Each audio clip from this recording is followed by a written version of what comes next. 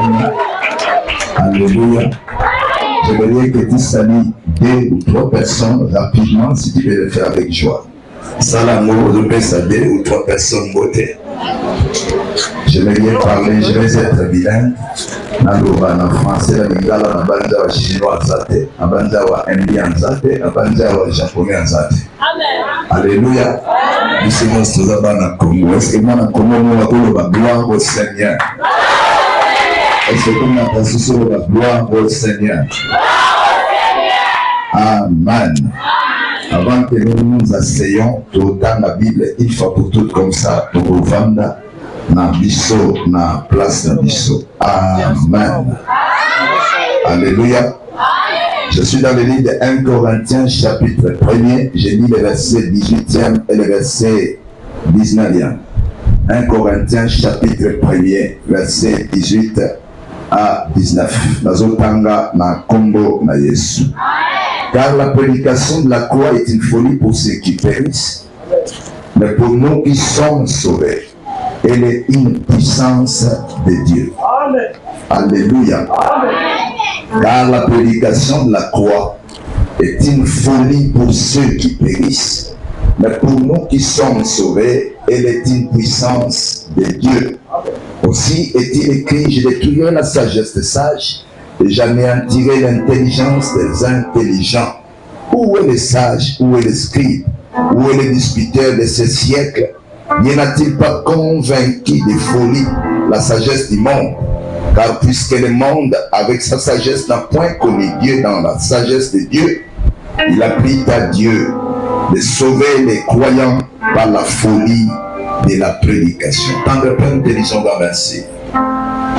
Grand merci pour ce temps. Grand merci pour ce peuple nombreux qui est venu en Seigneur. Grand merci Seigneur parce que ce peuple n'est pas venu pour me regarder. Ce peuple n'est pas non plus venu ici pour passer le temps inutilement. Mais ce peuple est venu ici pour être béni, pour être impacté par toi, pour se connecter à toi. Et ce soir, nous avons besoin, Seigneur, que tu nous fasses grâce pour t'écouter. Moi et mes frères qui sont là, nous sommes venus, Seigneur, pour t'entendre. Je ne viens pas signer, Seigneur, ici en supériorité des connaissances ou des langages. Mais je vais, Seigneur, m'humilier sous ta direction, afin que tout ce qui va se faire, tout ce qui va se dire, tout ce qui va se penser en ces lieux, soit pour ta seule gloire. Viens régner en ces lieux. Nous rendons captifs et soumis à l'obéissance de ta parole tous les esprits ici présents. Et nous croyons que là où tu vis, l'ennemi ne vit jamais. Glorifie ton nom ce soir. Il y a un malade qui vient en ces lieux. Il a besoin d'être guéri. Il y a une personne qui a des problèmes qui vient en ces lieux et qui a besoin d'être solutionné. Il y a un combat qui a perduré, qui est venu en ces lieux, Seigneur, pour être mis fin définitivement. Nous avons besoin de la victoire définitive et nous avons besoin de la gloire du Seigneur. Ouvre ces lieux de ta gloire et nous tous qui sommes là, allons dire à la fin que tu es notre Dieu, tu es notre Seigneur. Merci Seigneur pour tout ce que tu vas faire. Nous le croyons fermement. Dans le nom de Jésus-Christ. Amen. Amen. Alléluia. Amen. C'est le révérend qui va m'interpréter. Alléluia. Amen. Si tu veux faire un bruit pour la gloire de Dieu.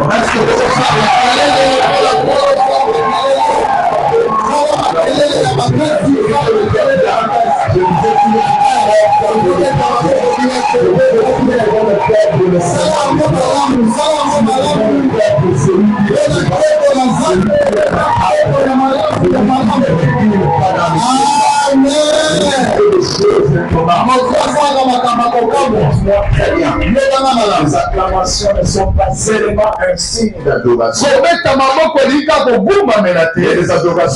Les acclamations sont aussi une arme dans les combats spirituels.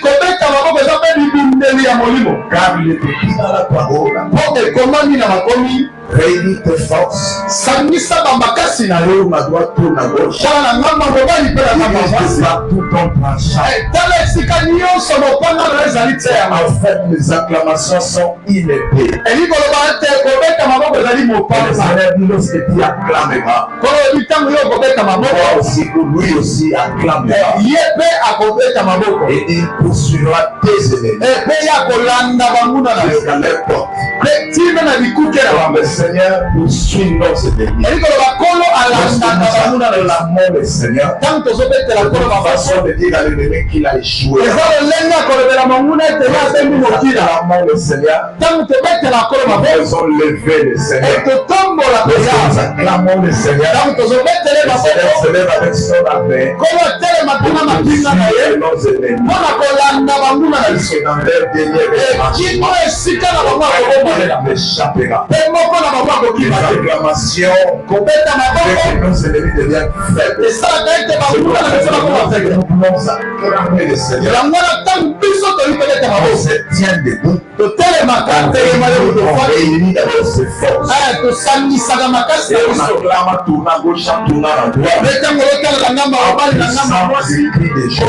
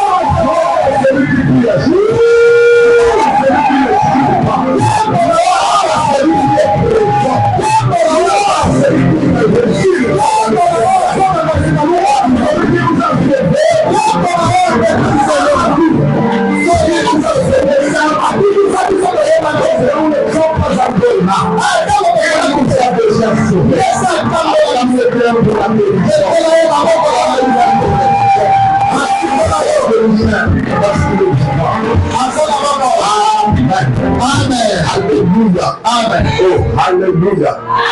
Que tu t'asseyes, assis-toi sur ton trône et sur la tête de tes ennemis. Assis-toi sur ton trône. Parce qu'il a fait de nous un royaume et des sacrifices. Nous sommes des rois et des sacrificateurs. Il dit nous régnerons sur la terre. Amen. Amen. C'est un privilège pour moi d'être là ce soir devant vous. C'est pas seulement un privilège, c'est aussi une responsabilité. Être devant de vous, c'est une grande responsabilité. Vous savez, j'ai toujours dit au peuple de Dieu, lorsque nous venons à l'église, tout prédicateur vient devant le peuple de Dieu, ne vient pas étaler sa connaissance. Il ne vient pas parler de lui. Mais tout prédicateur qui vient au devant de l'Éternel ou devant le peuple de Dieu, il vient parler de la part du Seigneur. Un homme de Dieu ne parle pas, mais il transmet le message. Et celui-ci où le message doit être selon les problèmes ou les besoins du peuple. Et tout message s'adapte au temps. Et tout message s'adapte aussi à l'espace et au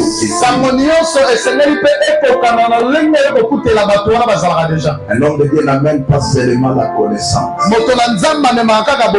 Un homme de Dieu doit aussi amener la vie. Lorsqu'il se tient devant les gens, il ne vient pas de sa part. Il ne vient pas montrer sa connaissance. Il ne vient pas montrer sa richesse. Il ne vient pas présenter ses vêtements. Mais il vient avec un message de la part du Seigneur. Un messager de la part du Seigneur.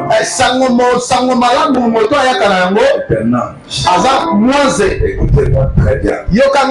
Parce qu'il n'y a pas seulement des anges spirituels. Il n'y a pas seulement des anges au ciel. Mais il y a aussi des anges spirituels. C'est pour ça que Jacob pouvait voir les anges qui montent et qui descendent. Parce que tout ministre authentique de Dieu est un ange. En d'autres termes, tout ministre de Dieu est l'esprit de Dieu en mission. Il est un ange de Dieu en détachement. Il est plus au ciel. Il était dans les conseils de Dieu. Dieu l'envoie en mission. Veuillez ce soir être là en mission. Je suis venu de la part du Seigneur. Dire à quelqu'un, ça ne sera plus jamais la même après ce programme. Je ne sais pas si quelqu'un est avec moi. Je ne sais pas si quelqu'un est venu ici dans ce grand programme. Mais pour vaincre, c'est un programme divin. C'est Dieu qui a préparé ça. Mais pour vaincre, c'est une prophétie. Je viens ce soir déclarer dans la vie de quelqu'un. Pas si la terre a sa besoin. Il n'est pas venu passer le temps inutile. Si tu n'as pas crié au Seigneur, pour échouer, ne crois jamais moi. Le Seigneur a quitté le ciel. Il est sur la terre. Mourir à la croix pour les perdants. Pour les vaincus. Ceux qui seront dans la honte. C'est seulement pour ça. Sa mort sera vaine. Sur la croix. Pour faire des échoués et gagnants. Il est mort pour faire des pauvres et des riches. Il est mort sur la croix. Pour faire de dernier le premier. Il est mort sur la croix. Malgré le ciel est élevé. Il est mort sur la croix. Ceux qui étaient dans la honte deviennent joyeux. Il est mort pour la honte. Pour ceux qui n'ont personne. Il est quelqu'un qui puisse dominer comme des gagnants. Alléluia. Alléluia. Amen. Alléluia. Amen. C'est un grand programme. J'ai béni le Seigneur parce qu'il m'a introduit dans ce programme. J'ai béni le Seigneur, j'ai béni l'homme de Dieu. Merci prophète Michel. Merci beaucoup. Parce qu'il a fait que je sois parmi les orateurs. La déception ne connaît pas. Je ne crois pas que si tout le monde ne me connaît pas. Il y a des ceux aussi qui sont là qui me connaissent. Alléluia. Amen. Je suis le pasteur Papi Gio pour ceux qui écrivent. Et pour ceux qui me suivent en ligne. Je suis marié d'une seule femme. Et Dieu par sa grâce nous a donné 3 enfants. Je suis pasteur responsable d'une grande église aussi. Je dirige l'église Centre Missionnaire Pierre de Secours. Centre Missionnaire Pierre de Secours, église pasteur Papa de Muzaka. Nous étions sans fille, mais maintenant nous sommes au quartier 1, c'est l'avenue qui sent. Nous sommes au quartier 1, l'avenue qui sent. Je me suis repenti dans le Seigneur. Depuis 1989. Dans depuis 93, j'étais déjà serviteur. Amen. Et depuis 1998, j'étais déjà pasteur assistant. Dans la 30e communauté pentecôtiste. Amen. Nous étions avec le révérend apôtre Silaï François Manzono qui est mon père. Je salue en passant. C'est lui mon père spirituel. Et nous avons par la grâce de Dieu certaines églises. Il y a une église qui est au plateau de Bateke, une autre église à Kikwit, l'autre à Moussangomangala. Notre église à Mandaka, l'autre à Guadeloupe. Et celle qui est ici à Kinshasa. À l'Équateur. Donc moi je suis pasteur responsable par sa grâce. Ne regardez pas peut-être ma taille. Dans le Seigneur, peut-être à un certain niveau, je suis un peu mature. Mais pour vaincre, c'est l'histoire glorieuse de la Bible. On parle d'une personne qui était née pour vaincre. Et cette personne-là avait un programme de Dieu avec lui. Je parle de Jacob. Sa maman était enceinte. Sa maman s'appelait Rebecca. Femme d'Isaac. Arrivée enceinte, elle est allée consulter le Seigneur. Et lors de sa consultation, Dieu lui dira: les grandes nations sont dans ton sein. Les grandes nations. Alléluia. Amen. Les grandes nations sont dans ton sein. Et les petits dominera sur l'autre. Maman avait écouté ce message. Dieu qui lui dit: c'est moi, s'il vous plaît, parce que je suis déjà dans mon introduction. La maman va saisir ce message. Dieu lui dit: il y a des nations. Et la petite ou le petit frère dominera sur son yaya. La maman a écouté. La maman s'attacha à lui. Le jour de la naissance, c'est le nez qui va sortir.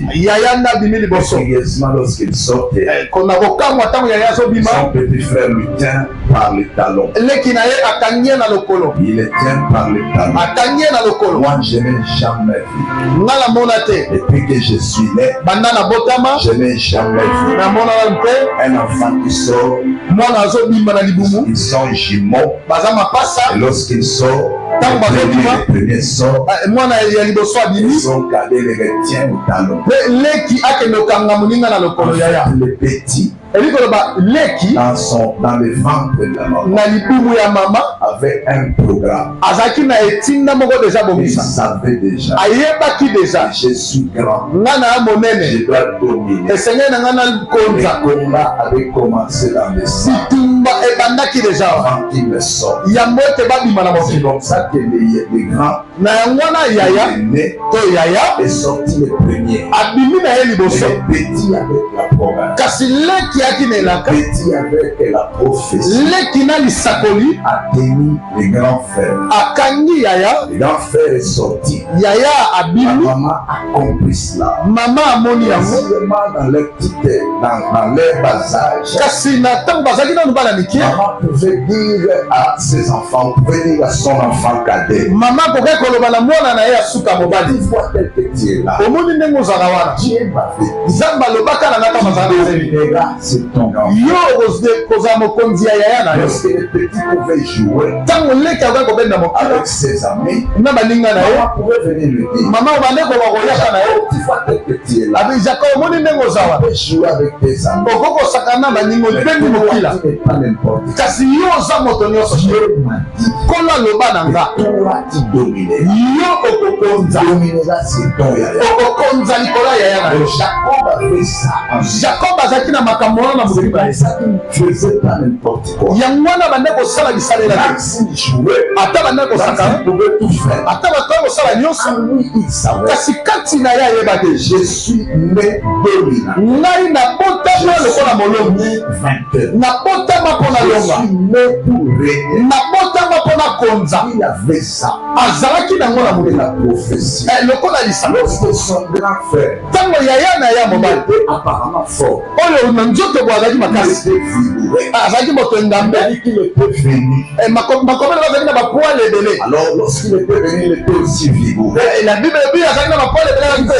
Chasseur. Avec sa force physique. Avec sa force physique. Suivre le gibier en forêt. Mais les petits frères qui apparemment étaient faibles, il n'a pas croisé le mal. Il était quand même berger. Il était tranquille. Il mangeait le bébé de leur papa. Le papa devenu vieux. Un jour allait mourir. Ils sont dans le livre de Genèse chapitre 25.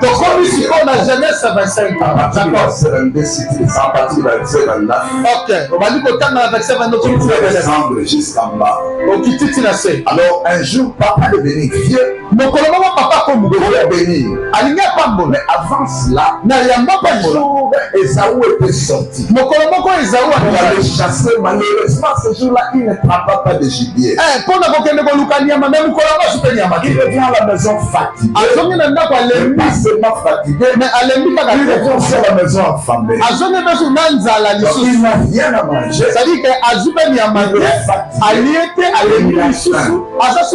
Il trouve son petit frère.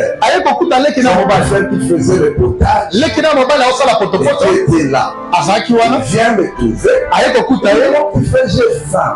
Qu'est-ce que je peux faire pour manger? Le petit frère regarde, je peux bien te donner mon potage. Bien que tu sois mon grand frère, je ne te donnerai pas mon potage gratuit. Alors si tu veux vraiment que je te donne mon potage, gire-moi. Et en me girant, fais de moi ton doigt de grâce. J'ai vu ça dans ma vie. Depuis que je suis comme ça, quelqu'un qui veut donner à son frère à manger, et lui me dit, je te donne à manger, mais je deviens ton grand frère. Alors Jacob et Esaü a méprisé cela. Je suis fatigué. Je suis aussi enfant. Et je n'ai rien. Le droit de naissance me servira. Je vais mourir avec mon droit de naissance. Alors ce n'est pas comme ça. Donne-moi manger. Prends à toi. Il va comprendre. Il va lui dire. Non, ça ne se passe pas comme ça dans le royaume. Dans le royaume, si je veux prendre quelque chose de toi, tu dois me gérer. Tu dois me gérer. Tu dois faire le serment. Que tu ne vas pas me mentir. Esaü gira. Il a pris le droit de naissance. Il devra sortir. Le jour de la bénédiction était arrivé. Vous connaissez la suite. Jacob a été béni à sa place. Esaü n'a pas été béni. Il est revenu, il a pleuré. Jacob s'est accommodé. Aujourd'hui, je vais introduire mon message pour parler de maître vin.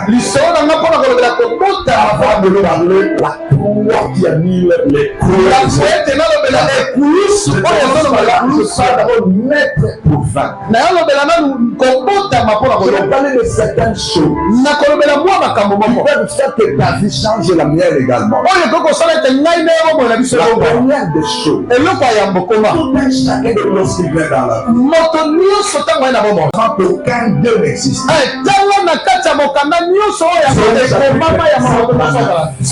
c'est David qui parle.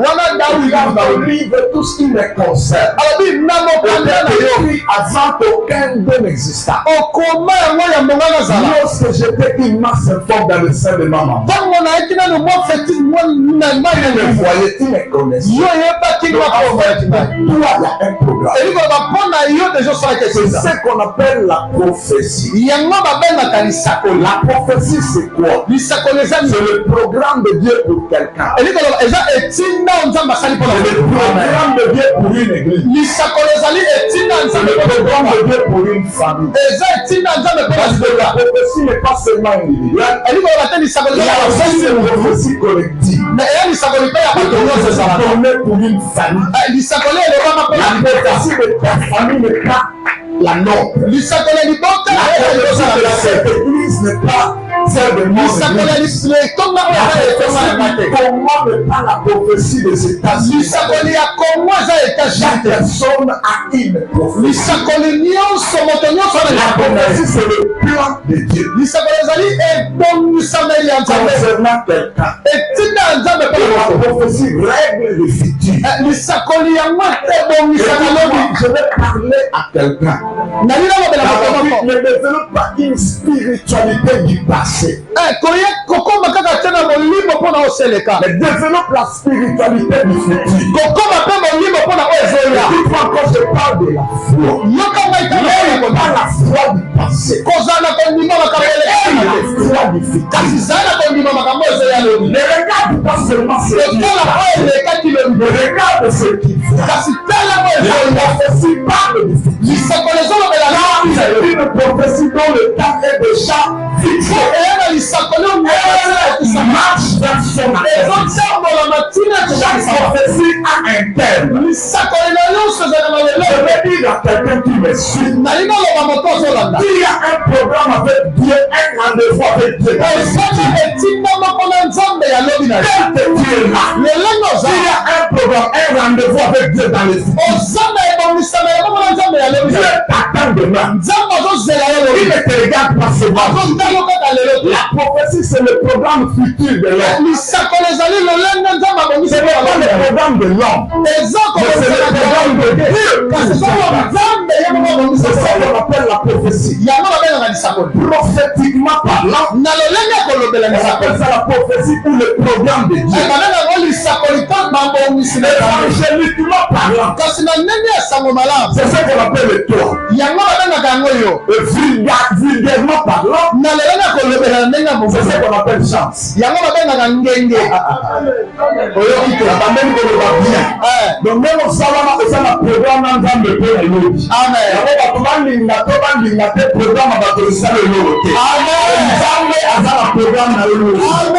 En plus, le programme dans le salaire, à ta famille, sur exact.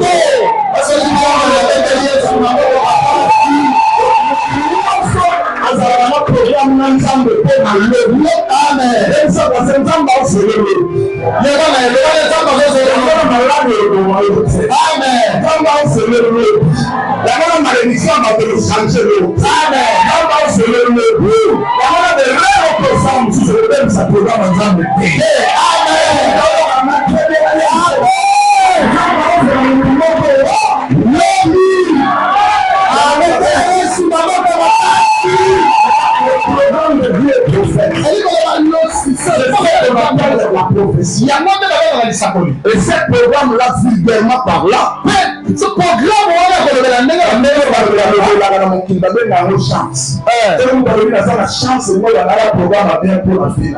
Amen. Évangéliquement parlant, on appelle ça étoile. Donc, selon d'une manière évangélique, on appelle ça étoile. Lorsque je dis j'ai une étoile, c'est le programme que Dieu s'est fixé avec toi, il a placé quelque part. Prophétiquement parlant, on appelle ça prophétie. Alors,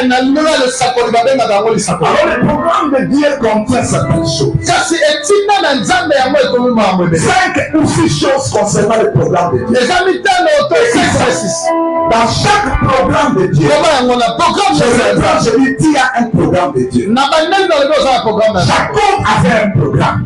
Avant qu'il ne naisse, Dieu dit à sa maman, sa maman ne vient pas seulement comme ça. Il a un programme. Ce programme, c'est un programme dominant. Il a dominé. Jacob a un programme. Et lorsqu'il naît, il vient avec un programme. Il arrive là avec un programme. C'est dans ce programme là pour faire. Il y a 5 ou 6 choses. C'est ça le biloko dans chaque programme. Dans chaque programme, il y a un travail rémunéré. Le programme de ta vie. Dans ce programme-là, Dieu a prévu un travail qui va te rémunérer. Un travail dans lequel tu auras un salaire. Chaque personne lorsqu'il vient, il a un programme. Dans son programme, il a un travail.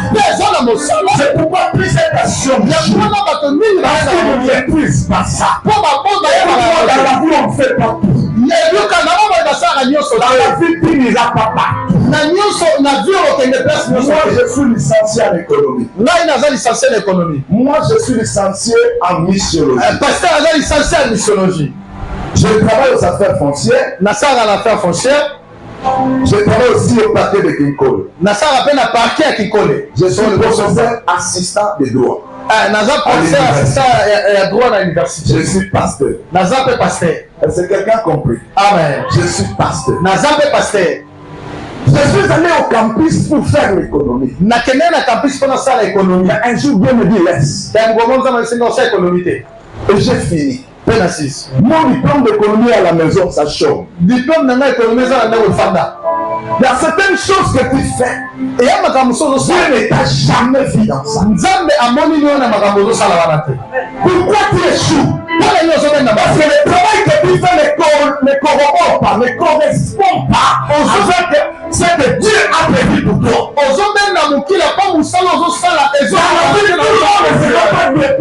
Écoutez-moi bien. Le Congo est malade.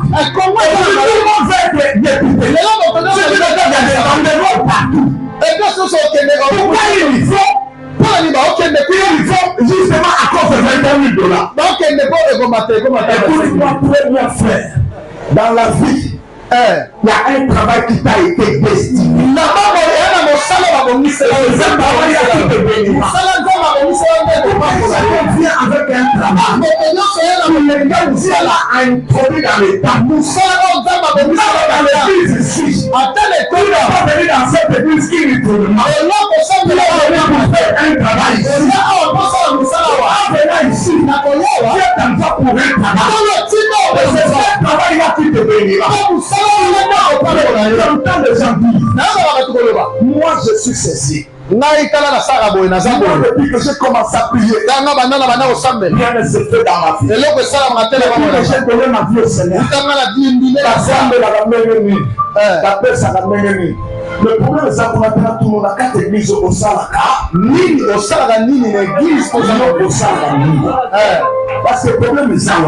Voilà, la bénédiction est liée à ce que tu fais. L'hypothèse est qu'à la valeur au Salaka, pour faire au Salaka, nini l'église. Dans la vie, tout le monde n'est pas pilote. Tout le monde n'est pas chauffeur. Tout le monde n'est pas président de la République. Tout le monde n'est pas pasteur. Ça sera pour écouter. Et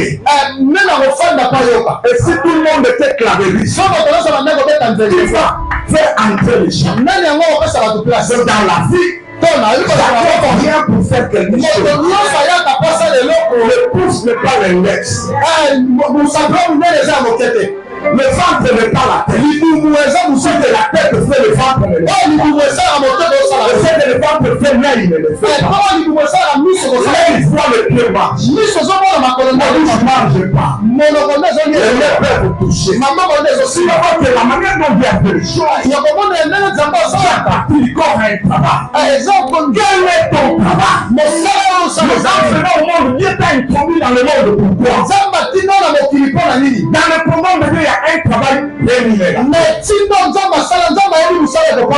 ça que Jacob a compris. Je ne serai pas chassé.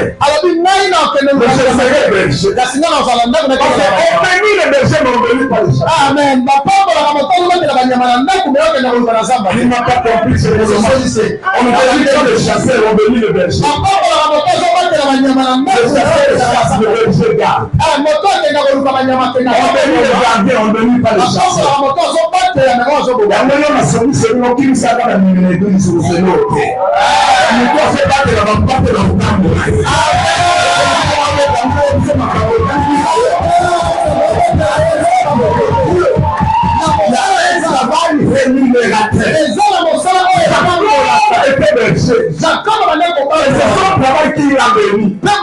Les jours où on avait demandé à manger, prendre le gilet, la brebis qui était juste derrière.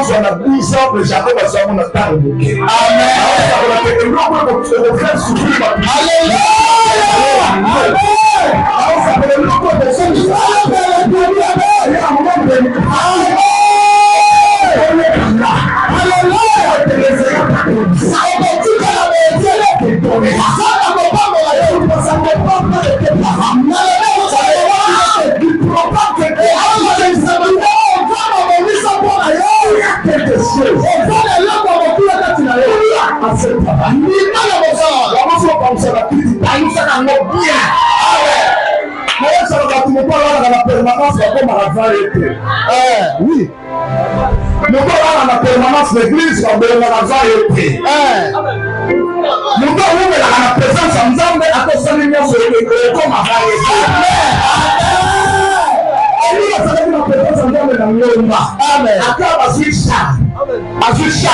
mais la justice est vraiment la avant. Donc nous allons très bien. Amen. Tu vas présenter la jambe, nous allons pas le foutre. Amen.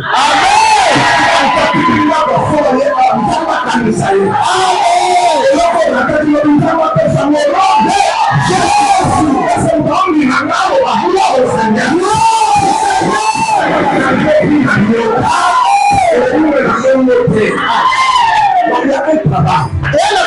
Dans le programme de Dieu, il y a aussi des hommes providentiels. C'est des hommes préparés d'avance. Pour ta destinée. Chaque famille a des hommes providentiels. Dans l'église, chaque église a des hommes providentiels. Pour ta réussite. Dieu a déjà prévu des hommes qui t'amèneront quelque part. Tu vas avoir la promesse. Mais si tu n'as pas de hommes providentiels, David ne régnera. David avait besoin de Samuel. Samuel était là. Un homme providentiel pour David. Alors, si tu crois sur Samuel, il était roi. Saül croisa Samuel. David croisa Samuel. Je vais être le Samuel de quelqu'un. Pour faire de quelqu'un.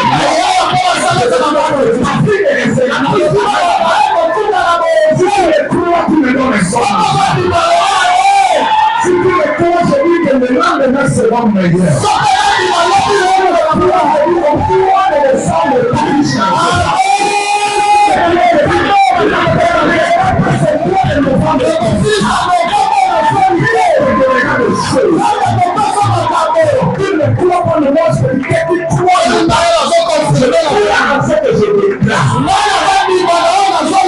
Avant le mois de l'année prochaine, une jeune fille qui se marie.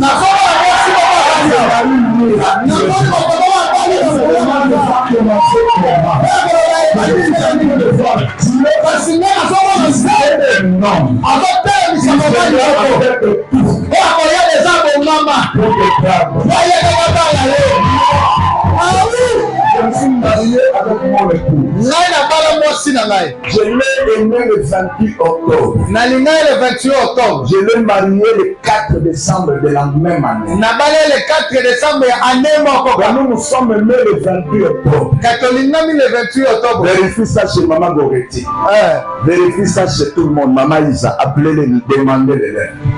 Je suis aimé avec mon épouse. Je l'ai aimé, c'était le 28 octobre. Je l'ai marié le 4 décembre. Cela veut dire que nous n'avons fait que 1 mois et 6 jours. Donc du 28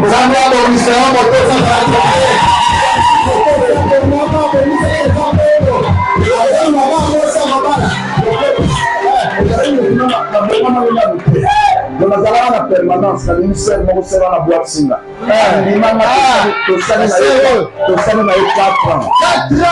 4 ans. Ah oui, parce que j'ai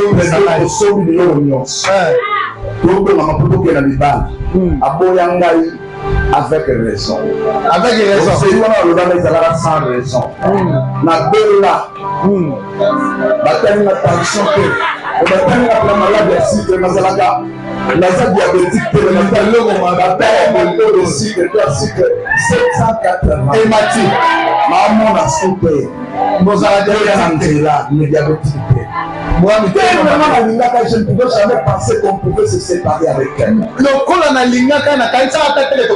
fait tous les programmes ensemble. On allait à la montagne ensemble. Déjà que notre premier fils, si Dieu nous donnait un fils, il sera appelé Eben. On a tout prévu.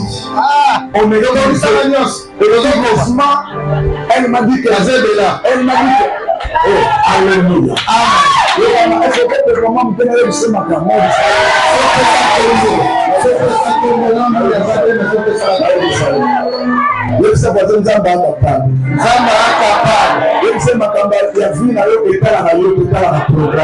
Amen.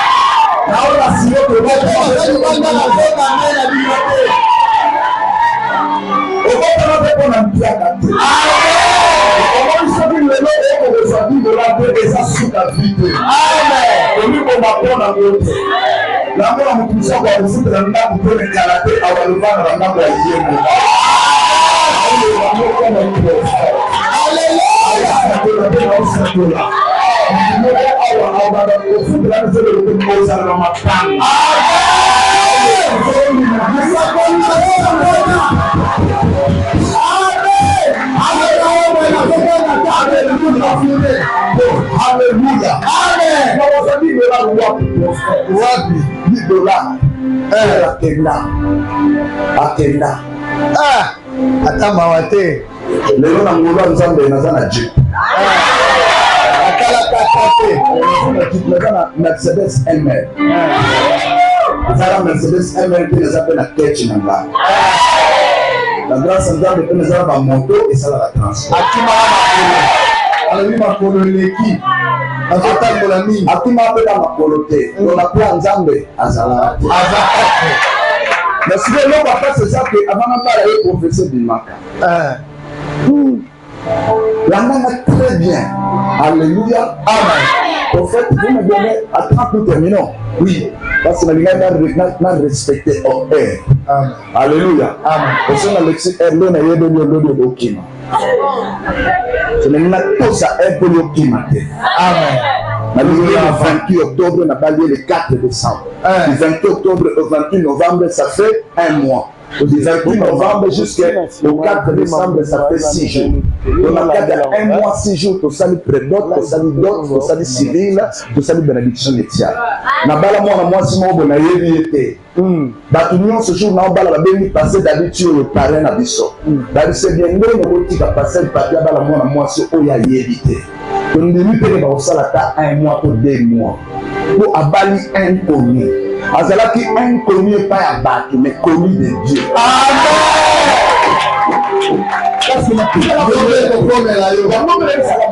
Pour ça, la fiançaille a 12 ans et l'homme a été évolué. Tout le monde a parlé de comme si moi, si on fait les éléments vérifiés, les éléments asiatiques. Et puis, côté nous, on est battu. Les éléments asiatiques. Alors, il faut que nous soyons baillés. Mon père est dans la bateau, comme on est dans l'île. Donc, la femme a pris la Kenya à Kenya. Na zela inane ya obonde secret bâti ba prophète ba ye représentant de la communauté ba père spirituel ba marin ba famille na ba ke ba union sur ba bondeli abalusa na potopoto ofuta ya mande ko paseka ya mwana mwasi na boyo kotala ete na amongi wa tele na continent na nda atiko na lupango papa ba ya bengi yo alandi ete na bengi na boyo kotanga ko boza njiwa okoye ba ete aro de tuna c'est pas autour de moi le monde a famille ne s'attend pas. Ouais, son gars. De mon acteur de la continue na katanda. To fandi kinya papa on a dit on se mona passer. Abo zo gele ma ko ni za na bana basi so gele ma za. Kite zo ma ko ba ni yo ki so ni papa bola. Isamba usalango au kama pe ba ko ni so ni papa na ba muna mo. Na tele bele wa mbani ko na tapele to ba muna wa kufa na wo. Je sais que la main de Dieu est capable de faire. Le peuple de Dieu est dans le peuple de Dieu, il y a des hommes providentiels. Dans la famille de Jamal, il y a des Joseph, il y a des Judas. Dans la famille, dans chaque famille, il y a des hommes providentiels. Des hommes qui se montrent dans votre famille réussissent. La prière ne prie pas seulement pour toi. L'organisme les hommes potentiels. Parce que l'organisme les enfants potentiels. Ça peut être ça, on va retirer là pour se révéler. Amen. Et ça va toucher la carte d'église. Je n'aime pas que ça va se passer l'église. Amen. Allah l'a fait. Allah à l'église. Allah à l'église. Quand vous soupez ma bouille, je suis passé là ma pantalon, la chemise. C'est là où vous faites ça. Nakata mal na leo nzamba bomba bila mesa. Dieu me fait bien avant, il me fait bien après. Nzamba sala yeka mo avant et après bien. Asala kama mieso na ngo avant le temps na sima na ngo dans le programme de Dieu. Na makombi sa sang de Dieu. Ezapa na esprit Dieu t'attend. On nzamba zo zela le programme de Dieu. La sifo za la terre. Kenene na toa. Là le combo viendra. Kuna nde combo va s'arrêter. Kenene s'arrêta. Et là, Dieu aura une œuvre de Dieu. Kuna nde mosa koleso kosa. Dans chaque programme de Dieu. On va te permis tout ton argent. Yamwana obibisa mbongo no. C'est le commerce le plus fait là. Et le moment où ça fait petit les faces. Zamba lingo sala mbongo. C'est quelqu'un qui comprend bien. Amen. Donc dans le programme de Dieu il y a aussi des temps. Et likolo banama ko usina nzambe za na ngomba. Dans chaque période. Nangomba chaque chose que vous faites, Dieu a prévu un temps de visitation.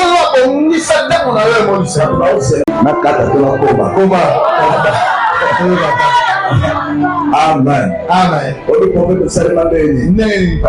de directement dans une moussala.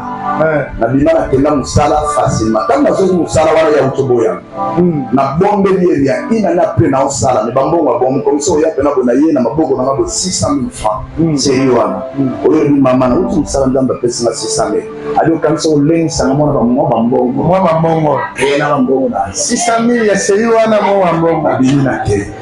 Na bombe na ba position nyonso. Na fukama na lali de conseil maladi ko so amoni ba obela sani ayo ka mawa meriaka mawa bisaka gate ko tenga msala moko na mimonza ko msala wana boye to sali programme ici ya mundele moko aye voilà 3 personnes avec 2 ingénieurs que j'avais pris to ko ngona to sali msala ndele wana ya pesa sur $12,600 l'ingénieur wana batalinga babi pasteur biso tobala wana bayebi te nautolinga ser mercredi siko jour tosola makambo eza samedi oyebi na okutana ser oloba makambo su te tokanga miso akangeniseigneur napesi yo merci opermete tokutana ser oyo naye mpona lingai wana livasi sandiza ser naye okutana yo mpona bisa yo boni misato so toyebisinga ondimi so toyebisinga oboyi so toyebisinga na tigelo ntango osala nini osala est-ce que la réponse epesaka biso yango wana te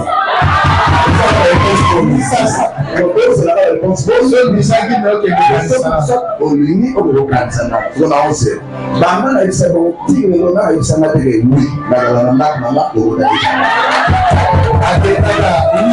vanda atalinga nie adisita te abisinga abimisi bilero moko apesi na bibenga moto okesola naye landanga bien benga moto okesolaka yo moko so bandaki na pasteur na pasteur Bill Moussa na chapelle de Victoire Massina wana sere alaki responsable ndape nayebi te ke azalaka responsable équipe anini ya adoration apesinga nimero na bisi amesere nana olingo na olinga pasteur abi nayebi mpo na otindoko nalandaka très bien nazwi papier na rapidité na bengi pasteur na sur place okuta na oyebi soso nini ayebisi ngai nazwi mpo de Moïse yango mpe nyoka